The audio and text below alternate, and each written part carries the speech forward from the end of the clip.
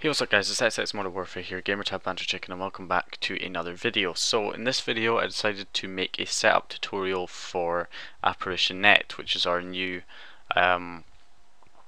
mod tool for COD games, and well, it's kind of like an all-purpose RTE tool. It's still in beta, so we're adding tools to it, so obviously it's not got everything in it yet, but we've got a fair few tools in there at the moment, and yeah, a lot of people have questions for us after they buy it, and you know, how do I get the download, how do I set it up to connect to the console, etc. So in this video I'm basically going to go through that and show you guys hopefully everything that you need to know basically on setting it up and buying it and how that process works. So first of all, if you're wanting to buy ApparitionNET from me or from one of the other sellers, then you can buy it on AIM or you can buy it on Skype. So if you want to buy it on Skype, first of all, go ahead and add me on Skype. My profile is XX Modern Warfare XX. There are a few people trying to pretend that they're me. You know, there's some other duplicate accounts out there of fakers. So basically, if you want to add me, then right click on the account. You know, if you search XX Modern Warfare XX, you're going to find different accounts that all look like they could be me. So right click on the account, go and view profile. For example, hold on, let me just do a search for my account here, and you can see there's a bunch of accounts here, and if you right click, go to view profile, you can see that it's not me. You know, Skype name's modded man XX, that's not me. So if you want to add me, just make sure you're right clicking and you check the account, and mine is XX Modern Warfare XX, like that, and that's my display name, modded space warfare. That's what my mood message is at the moment. So go ahead, add me on Skype. If you want to buy on AIM, then go ahead and add ApparitionNET. You'll see it's up here, ApparitionNET Sales and Support. So you can go ahead and add the AIM account as well. It's up to you which one you want to use. So what you need to do is send me a message or send ApparitionNET a message on AIM and just say, you know, hey, I'd like to buy ApparitionNET. There's also the website we've got, which is atomicjamie.com forwards, or just atomicjamie.com should take me, yeah, there you go.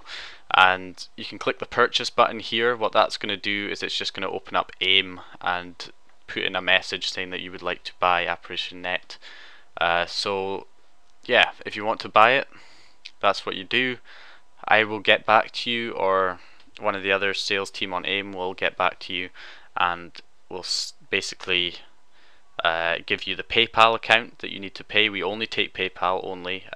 You have to send us family and friends, and you have to include a message saying that you will not dispute because you're buying a virtual item, but that will be given to you, the message that you have to put in as a PayPal note. So basically, you go ahead, do that, pay the money. It's $35 for, that's US dollars by the way, $35 US for the pro version. The light version will be, I think it's $25, but we haven't got that one out yet. But pretty much everybody wants to buy the pro version anyway, so pro version is $35. You know, it includes automatic updating, as you can see there, full XUID spoofing, etc. You can check up on the website. We've also got forums here as well that you can check up on, where you can get your news, your updates. You can get downloads for plugins and stuff, and stat files that people have posted up. So you can always register for free on ApparitionNET on our forums here. So basically, once you have paid the $35 to the PayPal account, what we will do is we will send you a redeem code which you can redeem on the website. We will also give you this link. We'll give you the link here to this page when we send you the redeem code. So basically, you're going to get your code. So you're going to enter your code in here to make sure that it is valid. If you enter it here, now a lot of people say that, oh, when we give them a code, we check it ourselves to make sure it is valid, but we do get some people saying, oh, the code's showing up as invalid, and that's usually because you have a space somewhere in it.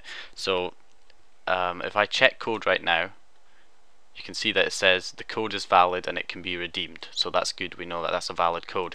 But what some people do when they copy and paste the code is they have a space at the end like that. If you check it now, you can see it says it's invalid or it's already been activated because it doesn't recognize it with the space. If you have a space obviously in the middle somewhere like that, that's not going to work either. It's invalid. Usually people have a space at the start because that is not really that noticeable. If you see, if I put a space in there, that looks quite legit, and when you check it, it says it's invalid. So you've got to make sure that you have absolutely no spaces when you enter the code, and it will show up as a valid code. So when you have confirmed it's valid, you can simply paste it into the redeem code section, enter a custom username. So let's go with, see, I've already got a legit account on here, so I'll go with my YouTube name in here. Custom password, so let's go enter a password here, because why not. Console CPU key. Now this is another thing people get wrong quite a lot. First of all, your console CPU key does not mean the CPU key of a KV you're using. No, it is your actual console CPU key, which I'll pop in here. Now, your CPU key is always in all caps. Some people seem to have CPU keys where the letters are in lowercase. That will not work. CPU keys are meant to be in all caps, like this, like that, so that's fine. And PayPal email address, so I'll just put in a random, let's go admin@ApparitionNET for me. And if we go ahead, and before I redeem, I'm going to deliberately enter a wrong character in the CPU key. I'm going to change this F in the CPU key to a lowercase f, just to show you what happens if you enter the wrong CPU key. But make sure you enter the right CPU key, and then you can click redeem code. It will say thank you for purchasing ApparitionNET, enjoy. You'll get the download down here, it'll start automatically downloading it. So let's wait for this to complete. 15.3 megabytes, and that's it. So we open up this, it's a zip file, so it should open fairly easily. Let's drag it over here. So you've got the installer, just go ahead and extract that to the desktop and run it. Just run, and you see my antivirus has been a little bit awkward scanning it right now, which is probably why this error's occurred. So just wait for this to finish analyzing it. Antiviruses are pretty awkward. There you go, no problems found. So we can go ahead, click next. There's the install directory, so click next on that to create a desktop shortcut. Finish, and it is as simple as that. That's Apparition installed now. So we'll go ahead and run it and see what happens here. There may be an update, so we'll go ahead and run this. And we've got a mandatory update R19. So a few people have problems with this updater as well. I'll see if I get the problem right now. We'll click download update. No, it's fine. Occasionally when there's a big update, you click download update and it says it's completed the update instantly, and then it will kind of refresh and keep prompting you to update every time. When that happens, you just need to right click, open, where's it? Where's open file location? There it is. Open file location, right click updater.exe, run as administrator, and it will work fine after that. So you just click OK, update is complete. And I don't have my console switched on right now, so it's not going to connect, so it's going to give me the usual error that it's not able to connect. But actually I have to log in first, so we'll enter my login information that I created on the website when I was redeeming the code, and the password was hello123. I'll remember credentials so that I don't have to type it in each time. Click login. There you go. License type Pro, build R19. Console CPU key is not detected because we're not because we are not connected to the console. As you can see, it says right there, software has successfully logged in. However, it could not connect to the console. Make sure the console is on XRPC, JRPC are enabled, plugins are working. Okay, so that moves on to our next thing. What I'm going to do now is turn the console on, and I'm going to make sure, I'm going to show you all the plugins and stuff that you need and how to get them all installed. So let's go ahead and do that now. Okay, I got my console turned on now. Now the problem is, unfortunately, when I'm making this video, there is no Dash Launch version 3.13 out yet. We're still on 3.12, and my console freezes because it's on the latest Dash. So I can't actually show you the Dash Launch GUI adding the plugins, but I can show you the launch.ini file because I've got Dash Launch added when I built the XE build image. So basically, if I go on FTP, because I can't stand neighborhood sometimes, it's really slow, but because I've got wireless at the moment, not wired connected through wired. Anyway, JTAG, HDD1, the plugins that you are going to need are jrpc.xex, rpc.xex, or also known as xrpc.xex, and xbdm.xex, which is for neighborhood. So you're going to need those three plugins added to Dash Launch. So if I open the launch.ini file here, you'll be able to hopefully see it. Bring it over here. There we go. So we scroll down. Let's full screen this. You can see here I've got the three plugins added. You want RPC, or also known as XRPC. So it's either going to be called RPC or XRPC. So you want XBDM first, then RPC or XRPC. They're both the same thing, and then JRPC third. If you have something like Xbox Live Stealth, then it doesn't matter, as long as Stealth could be number one and then these three afterwards, or Stealth at the end. Whichever Stealth recommends you to, well, whichever order Stealth recommends, but usually it'll be XBDM, then RPC, then JRPC, like that. So that's all you got to do. You got to make sure those are added as Dash Launch plugins. Now JRPC, a lot of people have problems with JRPC. For some reason, I don't know where they're getting it from, but a lot of people have a JRPC that is 44 kilobytes. I have no idea where they're getting this from, because JRPC is meant to be 60 kilobytes. I don't know where they're getting this 44 kilobyte version, but in my opinion it's a fake, because JRPC is meant to be 60 kilobytes and the 44 kilobyte version just does not work. So if you're having problems with the software connecting, make sure you're using the correct JRPC. I mean, we provide in the ApparitionNET download, we provided the correct JRPC for you guys to download, for you guys to install. See, if you have a look at the file size of JRPC, you can see mine is 61,440. So in other words, it's roughly 60 kilobytes in file size. If yours is 44 kilobytes, then you've got the fake version of JRPC, and that's why ApparitionNET is not connecting. So in fact, if I extract JRPC to the desktop here, and we right click, go to properties, you can see it right there, 60 kilobytes.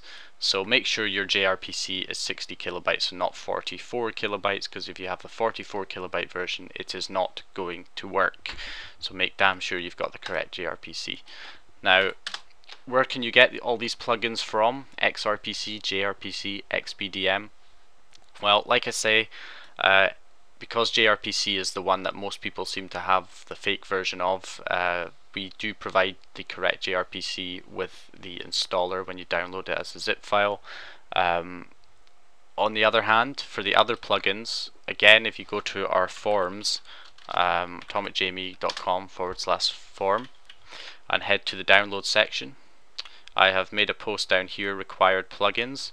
There is a download link here for JRPC, XRPC and XBDM, all in the one download, so you can just go ahead and download it from there. So yeah, put them in the root of the internal hard drive, all the plugins, add them to Dash Launch, so they're in the launch.ini file, or if you're using Dash Launch GUI, make sure they're added in the correct order, so XBDM first, then XRPC, and then JRPC. So when you have that all added, make sure of course that your console is connected to your computer, so make sure that your computer has a valid IPv4 address, which you can check obviously.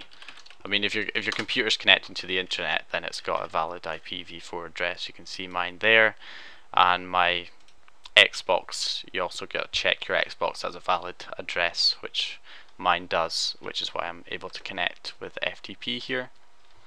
So when you have that all set up, next time you open Apparition with all those plugins on correctly, you should get a message saying successfully logged in and connected. Now, because I entered the wrong CPU key, I will show you what happens when you enter the wrong CPU key. Alright, so you can see I've got the console up there on the right, so we'll open this up, and this is what basically is going to happen if you have entered the wrong CPU key. So it looks like it's working fine, successfully logged in and connected. You get the message there, welcome. But because the CPU key is incorrect, if you try and basically do anything, then it's not going to work. Because I'm in freestyle dash, I mean there you go, right there. Either your console was disconnected or another fault has occurred. Please exit the software and try to restart. And that is basically because the CPU key is incorrect. You will not be able to use the program if the CPU key is incorrect, so it has to be a match. So what I'll do is I'll reopen this and I will log into my actual account, which has got the correct CPU key added. So we'll just wait and uncheck remember credentials. Now if I close that off and reopen,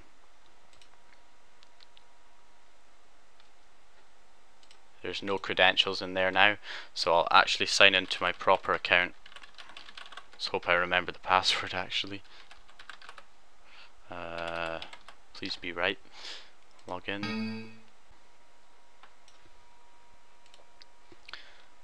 There we go. Successfully logged in and connected now, and I'll remember credentials so that you don't have to enter it in each time. As you can see there, it says welcome, admin at ApparitionNET. And yeah, the software will not crash anymore because it is the correct CPU key on this account. So we've got our COD tools here. At the moment we've got Modern Warfare 3, Black Ops and Modern Warfare 2. Obviously we're adding more stuff in as we go along. If you have a look, it still says please note you are still in beta testing. So you know this tool is not complete, it's far from complete. So eventually we plan to have Black Ops 2 Ghosts in here as well, along with COD 4 and COD 5. And we're going to add more arcade games. We've got Geometry Wars 2, but we're going to be adding more. Quantum of Solace for other games. We're going to be adding GTA 5 and maybe some other games in there as well. Got our XUID spoofer, gold spoofer, and yeah. So when you open one of the tools, it's going to give you a little warning to let you know what's happening on that particular game, like if there's a high risk of bans and whatever. So it's basically telling you that Microsoft are banning players because of high volumes of player reports, so it's recommended you use the XUID spoofers that are built into the program. You've got entering all your stats here. You can reset them, set stats, you know, it's all custom. Psycho Prestige, this is for obviously recovering other people's accounts, giving them a recovery. You can also save the stats to a stat file so that you can just reopen them if somebody wants their stats changed. You've also got the in-game modifications, so you can spoof your gamertag here. And that is spoofing your whole XUID, not just your gamertag. And of course you've got clients, so when you're on a game and you're the host, you can refresh clients, which will show all the people in the game, and then you can just right click on whichever person and give them no clip, freeze them, give them God mode, unlimited ammo, third person, send server commands, so you can actually send DVARs and server commands, kick players, all clients, super jump, gravity, all that stuff. You've got infect DVARs from file. remove cheat protection, of course, which you need to do in Black Ops 1 for most of the stuff to work. Force host. You've got custom messages you can send to the screen. You've got HUD elements which you can send to the screen. Console commands you can send. Then of course for Black Ops 1 you've got zombie mods, so you know you've got your no clip, no target, God mode, remove all zombies, kill, unlimited ammo.